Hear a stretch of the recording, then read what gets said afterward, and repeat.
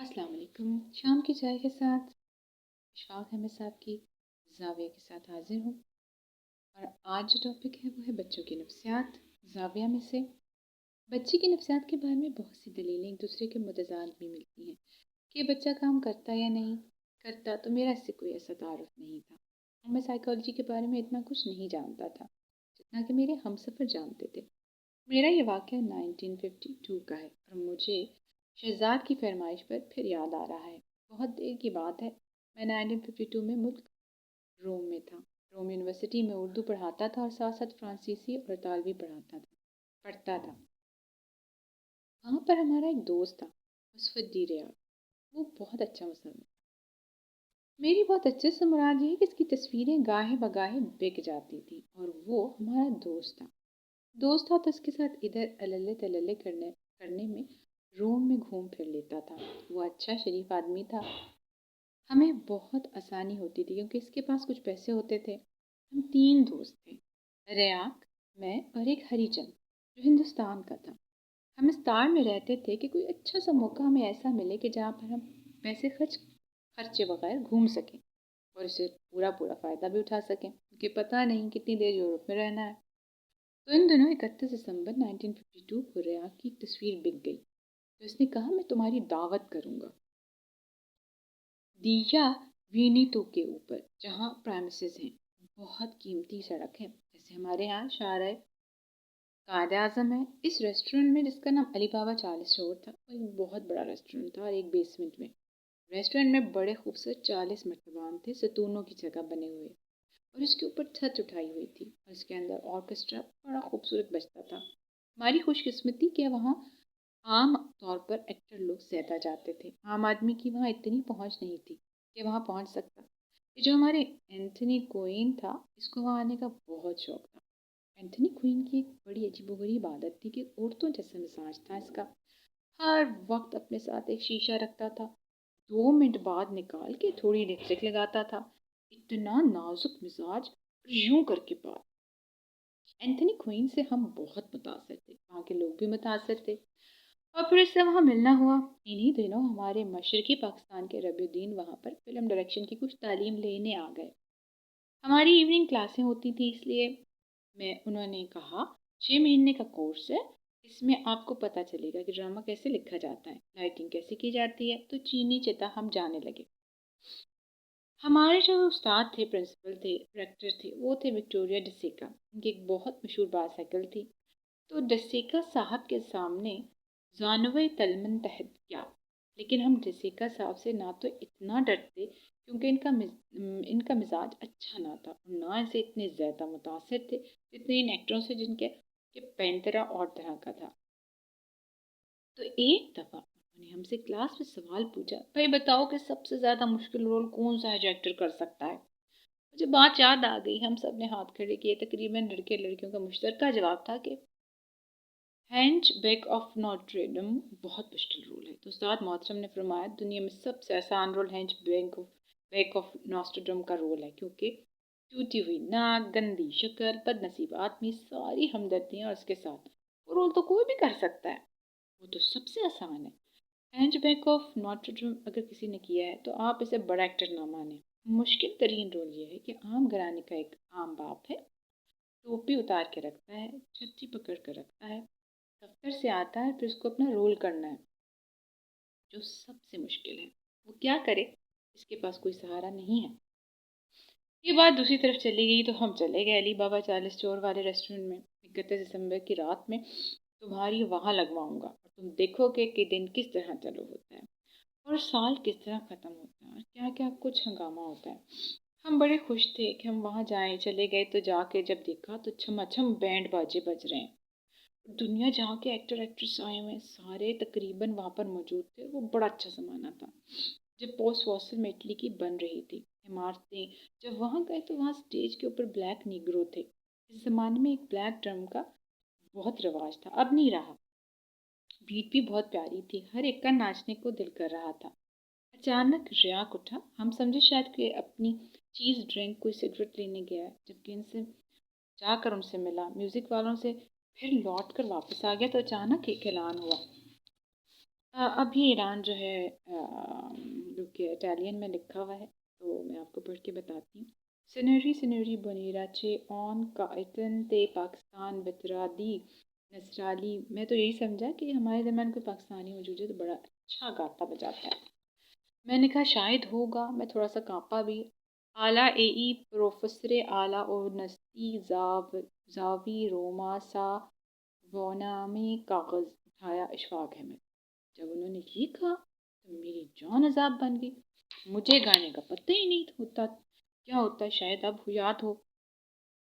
اب یہ وہاں نہیں ہو سکتا تھا کہ میرا گلا خراب ہے، یوں ہے وہ ہے، میں نہیں آ سکتا، یہ ہو ہی نہیں سکتا تھا۔ یہ برا لگتا ہے، یا اللہ مجھے کچھ ایسی بات یاد دلا دے کہ میں کیا گاتا۔ ہمیں لب پہ آتی ہے دعا بن کے، وہ اس پر ڈرمر نہیں بجا سکتے تھے، کچھ میوزک نہیں بجتا تھا۔ پھر ڈانس تو الحمدللہ میں گاؤں کا رہنے والا تھا اور ہمارے سکھ علاقے میں بولیاں بہت چلتی تھی۔ میں اپنی کرسی سے اسٹیج پر جاتے ہوئے سوچتا کہ یا اللہ میں کیا کروں۔ اچانک ایک بولی یاد آ گئی، شاید یہی کچھ کام کر دے جائے۔ اسٹیج پر پہنچ گیا تو اسٹیج فیئر ختم ہو گیا۔ کچھ پہلے بھی ریڈیو کی دنیا سے تعلق تھا میرا، وہاں پہنچ کر میں نے اپنے کان پر ہاتھ رکھا۔ اسٹائل اپنا جو ہوتا ہے، جیسے کہ اکثر بولیاں پنجاب میں پڑھی جاتی ہیں، تو بولی پڑھنا جو ہے وہ گانا شروع ہو گیا۔ تو جناب یہ شروع ہو گئے۔ جب یہ شروع ہوا تو انہوں نے لہر اٹھا لی جناب، ادھر سے جو ہے وہ شروع ہو گئے۔ مجھے خالی یہی بند یاد آ رہا ہے، اس کے سوا کوئی نہیں آ رہا۔ میں یہ گاتا رہا آدھا گھنٹے تک۔ اب ونس مور شروع ہو گیا، میں وہاں کا ہیرو بن گیا۔ اچھے اچھے گانے والے آئے ہوئے تھے، نامور گانے والے پیچھے ہو گئے۔ انہوں نے کہا نہیں سنیورے، نہیں اشفاق احمد دینی دے دینال ترولا تا آلہ کنتار۔ میں نے کہا جی بس میرا اتنا ہی گانا تھا۔ اب جب میں بیٹھ گیا تو میں نے کہا تم سے بعد میں بدلہ لوں گا، اب چونکہ مجھے اپنی اتنی ششک مل رہی ہے تو لوگ آ گئے مجھ سے دستخط کروانے آٹوگراف کے لیے۔ میں اس کو دے رہا ہوں اس کو دے رہا ہوں، اشفاق احمد۔ میں جس میز پر بیٹھا ہوں وہاں پر ایک بہت معزز چودھری بنا ہوا تھا۔ دور ایک میز تھی، اس پر ایک نہایت گریسفل خاتون تھی، اکیلی چپ چاپ بیٹھی ہوئی تھی۔ انہوں نے پلٹ کر ایسے میری طرف دیکھا، میری بالکل سیٹی گم ہو گئی۔ یعنی اس کا کچھ ایسا چام تھا، اس کی پرسنالٹی اتنی بڑی تھی کہ میں اس کے پاس با ادب چلا گیا۔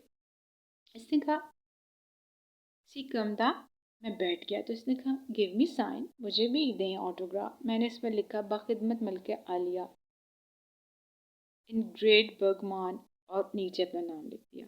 اب اس کے بعد وہ انگریزی میں پوچھتی ہے وٹ یو ہیو ریٹن، تو میں نے کہا I have written your name، اور یہ مجھے بڑی آرزو تھی۔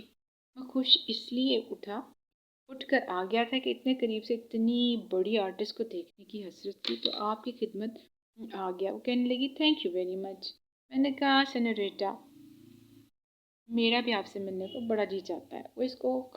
وہ اس کے خاوند تھے جو رسلینی، تو اس نے اپنا کارڈ دیتے ہوئے کہا مجھے رنگ کریں، میں آپ کو وقت دوں گی فلاں دن اور پھر آپ آئیں۔ تو میں نے وہاں سے آ کر سب کو بتایا۔ ایک دن میں نے ٹیلی فون کیا، اس نے کہا آپ آئیں اور دوپہر کا کھانا ہمارے ساتھ کھائیں۔ باوجود اس کے کہ وہ سیٹ پر ہوں گے، لیکن انہوں نے وعدہ کیا کہ میں آ جاؤں گا اور کھانا کھائیں گے۔ This will be sort of family union, ہم تم کو ایک گھر کا ہی بندہ سمجھتے ہیں۔ میں نے کہا آئی ایم آنرڈ، عزت افزائی کی بات ہے۔ تو لو جی میں وہاں پہنچا کار چلاتا پویلین سے۔ پویلین اسے کہتے تھے، تو پویلین کے معنی ہے چوہیا کار، صابن دانی، تو آپ لوگوں نے یہاں نام رکھا ہے اسی کو، تو پویلین چوہیا کار کہتے ہیں۔ اب میں تو پیولینو میں وہاں پہنچا، ولا کوئی روم سے 21-22 کلومیٹر کے فاصلے پر۔ جب میں وہاں پہنچا تو میرا خیال تھا کہ امیر لوگ ہیں تو اچھا خاصا بڑا سا گھر ہوگا، لیکن جی وہ تو اتنا بڑا گھر تھا، اتنے ایکڑ میں پھیلا ہوا تھا کہ میری سیٹی ہی گم ہو گئی۔ اس کو دیکھ کے باہر کھڑے دربان نے پوچھا آپ کو کس سے ملنا ہے؟ سینئر پاکستان، میں نے کہنے لگا سی کمانڈا۔ اس نے وہاں سے ٹیلی فون کیا، اندر سے اسے کہا گیا ہال بڑا گیٹ کھول دو، آنے دو اندر۔ اچھا میں نے وہاں بڑا گیٹ کھول کے چھوٹی کار اندر داخل کی تو یہ زندگی کی شرمندگیوں میں سے ایک تھی۔ انہوں نے گڑ گڑ بڑا دروازہ کھول کر، کوئی ملنے والا ہے تو اس میں چویا جا رہی ہے۔ مجھے بہت افسوس ہوا، یا اللہ یہ ایسی کار، کاش اس وقت کے لیے اور بڑی مل جاتی، کم از کم لیموسین ہوتی۔ میں نے جا کر اس کو روکا۔ اس چوکیدار نے کہا ابھی آپ کو تھوڑا سا پیدل چلنا پڑے گا، آگے آپ کو ایک اور برق انداز ملے گا باوردی، وہ آپ کو لے کر جائے گا۔ تو میں نے کہا بہت اچھا۔ میں پیدل چلتا رہا پٹری کے اوپر، دونوں طرف بہت خوبصورت لان تھی۔ آگے گئے تو ایک اور باوردی آدمی ملا، اس نے بڑے ادب سے سلام کیا، اس نے کہا آئیے میرے ساتھ، وہ لے کر چلا۔ ایک برآمدہ بڑا خوبصورت ہے، اس کے اوپر بیلیں لٹکی ہوئی۔ اس نے وہاں جا کر کہا میری حد یہاں ختم ہوتی ہے، آپ اب ایک اور صاحب کے ساتھ چلے جائیں۔ ایک اور صاحب جو کہ عورت اور مرد تھے، ان کو میں گریٹ کر کے ان کے ساتھ چلا۔ تو انہوں نے کہا میڈم بہت خوش تھی، سب کو بتایا تھا کہ ہمارا ایک معزز مہمان آ رہا ہے۔ میں آگے چلا گیا تو جا کر ایک بڑے ہال میں انہوں نے مجھے، اس خاتون نے، اس مرد نے بٹھا دیا۔ ایک لمبی سی میز تھی کالے سیاہ رنگ کی، پھر اس کے اوپر میں اکیلا بیٹھا تھا۔ تو انہوں نے کہا ہم نے میڈم کو اناؤنس کر دیا، وہ آتی ہوں گی۔ میں نے کہا بہت خوشی کی بات ہے۔ انہوں نے کہا وہ معذرت کر رہی ہیں کہ تھوڑا سا آپ کو انتظار کرنا پڑے گا، بیٹھے بیٹھے مجھے کوئی مشکل سے 4-5 منٹ ہوئے ہوں گے، تو تھوڑا سا بور بھی ہو رہا تھا۔ وہاں سیڑھیاں تھیں 8-10، وہاں سے ٹپ ٹپ کرتا ایک لڑکا جس نے نیلی نیکر پہنی ہوئی تھی، کالے سیاہ بوٹ اور کتنے سارے بٹنوں والی ایک جیکٹ سی پہنی ہوئی تھی، وہ نیچے اترا۔ لڑکا کوئی 7-8 سال کا تھا، نیچے اترا، کھٹ کھٹ کرتا مجھ تک پہنچا۔ میں نے اس کو مسکرا کر کہا، اس نے کوئی جواب نہ دیا اور سیدھا میرے پاس آ کر کھڑے ہو کر غور سے میری شکل دیکھنے لگا۔ اب میں بڑا امپریس ہو رہا تھا۔ میں نے اس کو کہا how are you, you belong to a rich class. اس نے میری بات کا کوئی جواب نہ دیا۔ پھر اس نے کوہنی رکھ کے میز کے اوپر جہاں میں تھا ایسے میری شکل دیکھی۔ اب ایک آدمی کا چہرہ اتنے قریب ہو، اس اینگل پہ بڑی پریشانی کا باعث بنتا ہے اس زمانے میں۔ میں نے تھوڑی تھوڑی مونچھیں رکھی ہوئی تھی، میں ایک آرٹسٹ تھا۔ ڈالی وہ اپنی مونچھوں کو موم لگا کے ذرا اونچی رکھتا تھا، میں نے بھی ڈالی کے فیشن میں مونچھیں اوپر کی تھی۔ تو جب اس نے چہرہ قریب کیا تو وہ میرے بہت نزدیک آ گیا۔ سیدھے کھڑے ہو کر اس نے میری ایک مونچھ کو پکڑا اور زور سے کھینچا۔ میرا ہونٹ سارا اوپر کو کھنچ گیا اور دوسرے ہاتھ سے اس نے تڑاک سے ایک چماڑ دیا، میرے اتنے زور کا کہ میرا یہ سارا ہونٹ نیچے گر گیا۔ میں کیا کر سکتا تھا؟ ایک ملازم آ گیا اور اس نے مجھے آگے کہنے لگا یہ رسیلنی کا بڑا بیٹا ہے اور میڈم کا بڑا لاڈلا بچہ ہے۔ میں نے کہا ہاں ماشاء اللہ بہت پیارا ہے۔ تھپڑ مار کے زور سے وہ بھاگ گیا، کہیں کھیلنے، پتہ نہیں کہاں چلا گیا۔ میں نے کہا یا اللہ، جتنی خوشی خوشی میں آیا تھا، جتنا میرا دبدبا تھا، جو کچھ میں نے سنا تھا، یہ کیا ہوا میرے ساتھ؟ خیر رنج تو ہوا آج تک ہے، کہ ہو کیا گیا میرے ساتھ۔ وہ چلا گیا اور میں بیٹھا رہا۔ اتنے میں میڈم آ گئی اور معذرت کرنے لگی، مجھے کچھ کام تھا۔ میں نے ورسیلنی کو فون کیا، اس نے کہا میرا ایک آخری شاٹ رہ گیا ہے، آئی ہوپ بالکل ٹھیک ہو جائے گا، جب تک ہم بیٹھ کے باتیں کریں گے۔ کہنے لگی would you like out side? میں نے کہا نہیں، اندر ہی ٹھیک ہے، اندر میری کافی مرمت ہو گئی ہے، میں دوبارہ باہر جا کے پھر کسی کے سامنے پیش ہوں گا۔ تو بیٹھ کے باتیں کرنے لگ گئی۔ پاکستان کے بارے میں اس کو اتنا معلوم تھا کہ چھوٹا سا ملک ہے، 2-2.5 سال کا ہے، ابھی بنا ہے۔ میں نے کہا ہاں ابھی بنا ہے، اس کے بارے میں کچھ تفصیلات پوچھتی رہی۔ اس نے کھانے کا پوچھا، میں نے کہا آپ کے شوہر آئیں گے تو ان کے ساتھ کھانا کھائیں گے۔ پھر وہ معذرت کر کے چلی گئی۔ اس کا ایک ٹیلی فون آ گیا تھا، میڈم کو ٹیلی فون بہت آتے تھے۔ چلی گئی تو میں بہت کانشیس ہو کے بیٹھا ہوا ہوں، یا اللہ وہ ظالم کا بچہ پھر نہ آ جائے۔ ایک ڈر ہوتا ہے نا آدمی کو کہ گھوم رہا ہے آفت کا پرکالا۔ بعد میں یہ پتہ چلا کہ رسیلنی نے کہا آپ کھانا کھائیں، میں آپ کو جوائن نہیں کر سکوں گا کیونکہ میں ڈیلے ہو گیا ہوں، میرا شاٹ تیار نہیں ہوا، تو میں پھر اشفاق سے ضرور ملوں گا، یہ بات طے ہے۔ پھر اس نے کہا وڈ یو لائک؟ میں نے کہا جیسا کہیں، ٹھیک ہے۔ وہ ڈونگے لے کر آنے لگے، ان کے ملازم باوردی دستانے پہنے ہوئے چیزیں لا رہے ہیں۔ میری جان پر بنی ہوئی تھی کہ چھری کانٹے سے کھاتے تھے، مجھے آج تک سمجھ نہیں آئی کہ کیسے کھانا ہے۔ جب بھی کبھی وہ آلو میرے آگے بھاگتا رہتا ہے، پکڑا نہیں جاتا، نہیں آتا، تو میں ڈرا ہوا ہوں۔ ایسی جگہ پر خاص طور پر بندے کو بڑی پریشانی کا سامنا کرنا پڑتا ہے۔ چیزیں آ گئیں اتنے میں، وہ جو چھوٹا آفت کا پرکالا تھا، اس کے بجائے پھر ایک اور نکل آیا، 4 سال کا چھوٹا پرکالا سا۔ मैडम ने कहा, ये मेरा छोटा बच्चा है। 2 इनके बेटे थे, तो मैंने कहा हेलो हाय वेरी क्यूट जैसे कहते हैं। तो वो छोटा आ गया, इसने कुर्सी मेरे इस तरफ डाल ली और मेरे करीब बैठ गया और मेरे चेहरे को गौर से देखता जा रहा है कि ये क्या चीज़ है अजीबो गरीब सी, कैसे कपड़े पहने हुए हैं, किस किस्म का आदमी है। बावजूद इसके कि दोनों बच्चे बहुत अच्छे इटालियन बोलते थे, मैं भी ठीक ठाक बोलता था। बातें हम करते रहे। जब खाना लग गया बड़े तलाई और ज़री बर्तनों में, तो हमने शोरबा डाल लिया, जो आगाज़ करने वाला शोरबा होता है।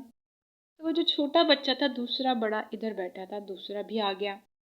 खाना तो खाना था ना, साथ तो छोटे ने क्या किया, वो दही का एक प्याला इसको लेकर मेरे शोरबे में डाल दिया, चमचा लेकर इसमें हिला दिया और अपनी चीज़ को कुछ खाने लगा। मैंने कहा कोई बात नहीं, शोरबे में दही पड़ा है, इसमें क्या खराबी हो सकती है। तो मैंने एक आध चम्मच लिया तो मैडम ने कहा I am very sorry sorry, बच्चे ने मिसबिहेव किया आपके साथ। हम बच्चों को टोकते नहीं हैं, हम इनको नफसियाती तरीक़ों पर पाल रहे हैं, क्योंकि अगर बच्चों को टोका जाए, इनको मना किया जाए, तो इनकी शख्सियत पर बहुत बुरा असर पड़ता है।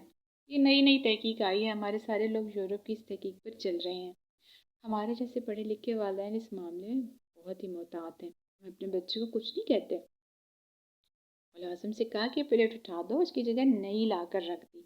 तो मैंने शोरबा डाला तो इसके बड़े बेटे ने केचप की सारी बोतल प्लेट में उंडेल दी। तो मैंने कहा मैं खाता नहीं हूँ, मैं ज़रा से चिकन और आलू गोल से कटे हुए वो ले लेता हूँ। वो डाल दिए तो जो बड़ा बेटा था इसने देखा कि ये बड़े शौक से खाने लगा है। अभी एक नवाला लिया था कि इसने अपना आलू चढ़ाया फोक के ऊपर और यूं तिलका के ठक करके, जैसे गुलेल नहीं होती, मेरी नाक के ऊपर। मैं बहुत अच्छे कपड़े पहन के गया था, ठनाठन मिर्चें डाल के आलू वो गया। इसने कहा मैं फिर माजरत चाहती हूँ, अगर हम इनको कुछ कहेंगे तो मना करेंगे तो इनकी शख्सियत पर बुरा असर पड़ेगा। हम नहीं चाहते बच्चे की शख्सियत खराब हो, यूँ आगे चलकर वो बेहतर इंसान बनता है। तो मैंने कहा हाँ कोई बात नहीं। फिर मैंने हाथ ऐसे किया, जो भी आदमी प्रोटेक्शन कर सकता है लेकिन हो नहीं सकती। हाँ, हाथ ऐसे किया तो छोटे खड़े होकर मेरे पाँव के ऊपर अपना पाँव बड़े ज़ोर से मारा। इसके नीचे लोहे के वो लगे हुए थे नेल्स। मेरी चीख निकली खौफनाक किस्म की। मैंने सोचा किस लिए यहाँ आ गया, दफ़ा करो, लानत भेजो, ये एक्टरों के घर होते हैं। मैं कहाँ फंस गया। इतने मेरे सीनी का टेलीफोन आ गया तो मुलाजिम ने आकर ऐलान किया। इसने कपड़ा रखा, टक टक करती ऊपर चली गई। अब मैं इसकी तरफ देख रहा हूँ, ऊपर जा रही है कि अब जाकर टेलीफोन सुनने लग गई है। जब वो टेलीफोन सुन रही होगी, बच्चे दोनों ताक में बैठे थे। मैंने गाली दी, इस सुअर में तेरा गाटा उतार दूंगा कुत्ते। इस बेचारे ने कभी गाली नहीं सुनी थी, गंदी गालियाँ जितनी मुझे आती थी, जो कहीं भी नहीं आ सकती, तो काँप गया। इतनी ज़िंदगी में कभी ऐसा देखा नहीं था। और वो बेचारे डर गए, रंग फाक हो गया। मैंने कहा अगर तुमने आवाज़ निकाली तो कोई इटालियन नहीं, कोई अंग्रेज़ी नहीं, खालस पंजाबी। और अब चेहरे से पता चल गया और दहशत आ गई इन पर। इतने में वो अपना फ़ोन सुन के वापस आ गई। उन्होंने कहा वो फिर माजत कर रहे हैं, कोशिश मैं कर रहा हूँ, मौका मुझे अगर मिल जाए तो जाने ना देना, ज्वाइन ज़रूर करूँगा। मैंने कहा बड़ी मेहरबानी। फिर वो खाना खाने लगी और दोनों बच्चे भी। हम भी खाते रहे और खाने के दौरान जब हम इख्तिताम पर पहुँचे तो मैडम ने कहा प्रोफेसर देखा आपने, अगर बच्चों को डांटा ना जाए तो शख्सियत कैसी होती है, पुरसकून होती है, किसी शराफत से खाना खा रहे हैं। हाँ बिल्कुल ठीक, नफ्सियात का अच्छा असूल है। साइकोलॉजिस्ट कहते हैं क्योंकि बच्चे में अगर में एग्रेशन होता है तो वो इसको निकालने के लिए तकिया लेकर डंडे के साथ सतून के साथ बांध के पंच मारो। किसी पर लिख दो अम्मा जी, किसी पर लिख दो अब्बा जी, अम्मा पर गुस्सा है तो अम्मा पर, अब्बा पर गुस्सा है तो अब्बा पर ठा ठा, और इस तरह से एग्रेशन निकल जाता है। ये इनका ख्याल है, क्योंकि पूरी एक दिहाई से मैं कहूँगा साइकोलॉजी इस बात पर मुसर है कि इनका एग्रेशन निकल जाना चाहिए। माँ बाप के खिलाफ एग्रेशन तो होता ही है, बेहतर यही है जो तरीका अब ख़ास तौर पर ब्रिटिश साइकोलॉजी में है। ये कहते हैं डांटना डपटना, इनको इसका मुकाम बताना बहुत ज़रूरी है। बहुत बहुत शुक्रिया। आज का ये बच्चों की नफ्सियात, उम्मीद है आपको पसंद आई होगी। इशफाक अहमद साहब की हमेशा की तरह। अपना ख्याल रखिएगा। खुदा हाफिज़।